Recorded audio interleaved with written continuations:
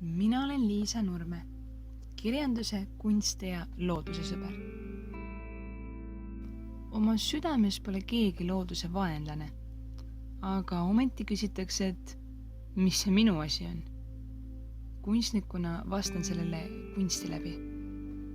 Vett pole näha, aga ma joonistan tulevikupilti merest ja selle asukatest. Praegu elavad ookeanides kalad, aga umbes 30 aasta pärast on nad prügi poolt peaaegu välja söödud. See ei saa olema ilus vaatepilt. Selleks ajaks olen ma vaid 50-aastane. Ma tahaksin, et mul oleks ka 30 aasta pärast võimalik meres ujuda või metsas käia, aga praeguse seisuga poleks see lihtsalt võimalik.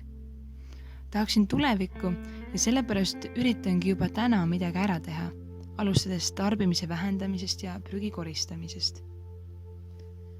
Uurides infot selgub, et üllatuslikult pole nähtav prügi mere suurim vaenlane.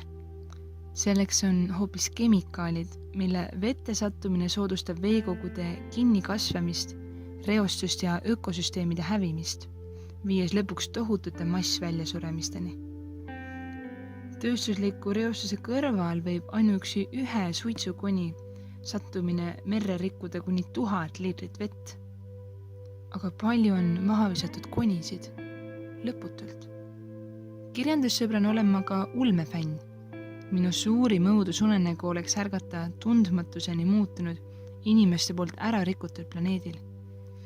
Seista mererannas, millest on saanud roiskuv kõrb ja vaadata jalge ees vedelevaid miljonite kalade laipu. Aga kui kirjanikud oskavad niisugust tulevikku juba ennustada, kas poleks siis viimane aeg ise kõigil meie maa, meie tuleviku nimel tegutsema hakata? Sest lõppude lõpuks homse eest pole meil ju kellelgi pääsu.